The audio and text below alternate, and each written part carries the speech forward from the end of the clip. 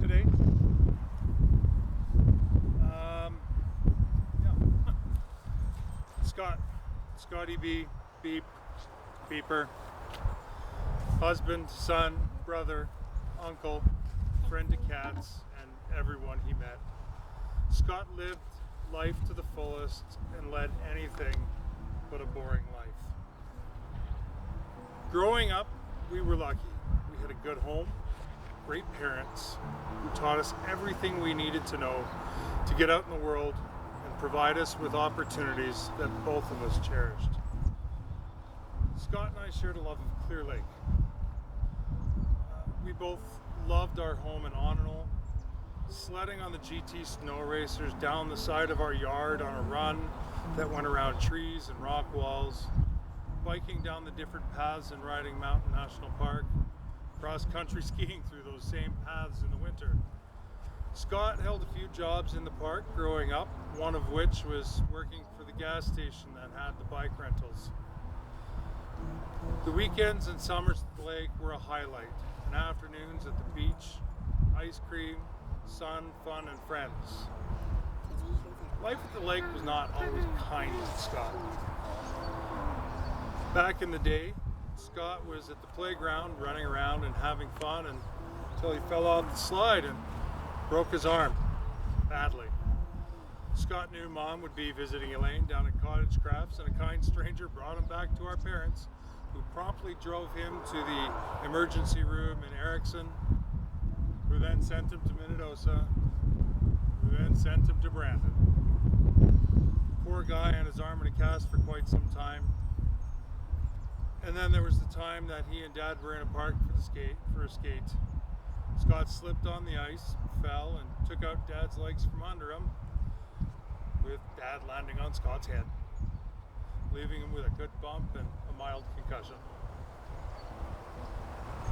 Scott and I also shared a love of music. He was an amazing drummer. Again, a little jealous as I love playing the drums, but I'm nowhere near as coordinated as Scott was. Both of us would find something that the other thought they would like in music. We'd shoot each other a message or a quick phone call, and always found time to connect if we found some good music. Cats. Scott loved cats. Cats loved Scott. He could walk up to any cat, anywhere, anytime, and that cat would instantly be his friend. He was a cat whisperer, and you could see him light up just a little every time one of his cats came to have a cuddle. One time, when he was stopped in Souris, Scott was at the swinging bridge and came across a cat that he thought was a stray. So he decided that cat needed a good meal. So he went to the store and bought a can of cat food and came back and fed the poor cat and made another new friend. As it turns out, the cat wasn't actually homeless and had a very nice home across the street, but they enjoyed a meal together, and Scott came away with yet another friend. Mac. Scott loved his Apple products and they loved him. Just like cats, I don't think that there was an Apple product that Scott could not sweet talk into doing what he needed, and if you had a problem with your Mac, Scott would be able to fix it in no time flat, even remotely. He loved to travel. Scott was always traveling, usually for work, but he always enjoyed it the most when he and Andrea could travel together. For Scott, his work didn't seem like work. He loved it.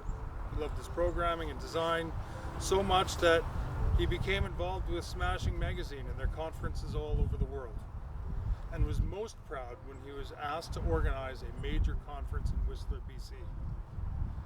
I was always just a little jealous to hear about the adventures and the different conferences and journeys.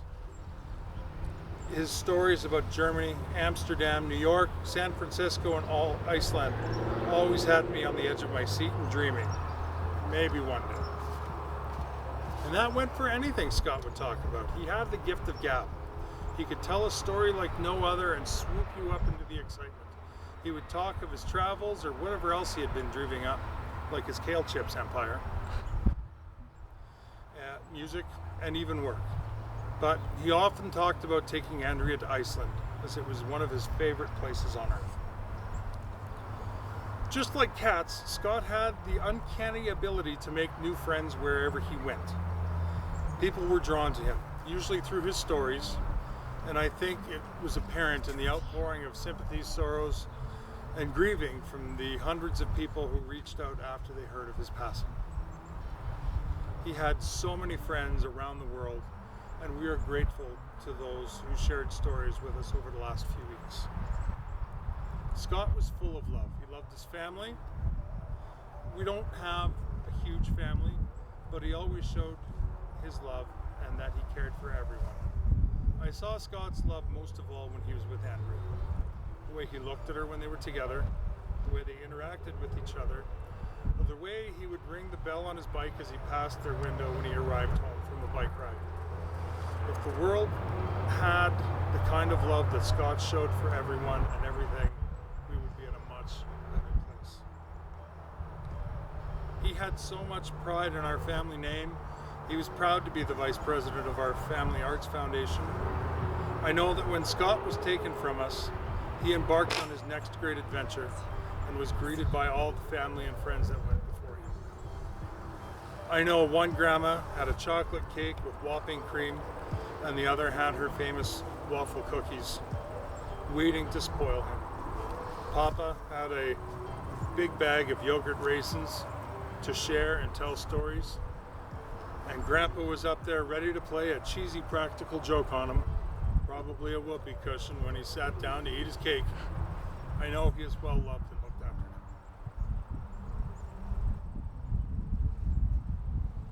My only regret is that we could not connect more in person. I wish my kids could have hung out with their uncle, gotten to know the Scott that I know. We were both busy in our lives and didn't take the time that we needed when we had the chance.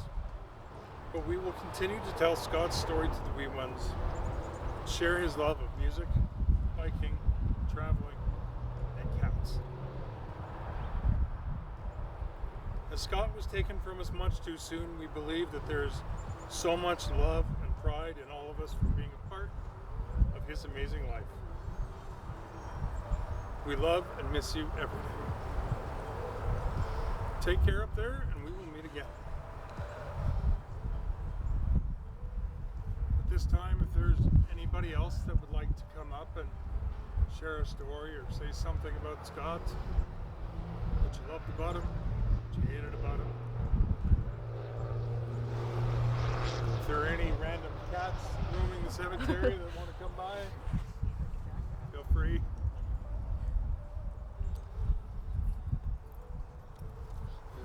If nobody wants to say anything, then I will just say thank you for coming out.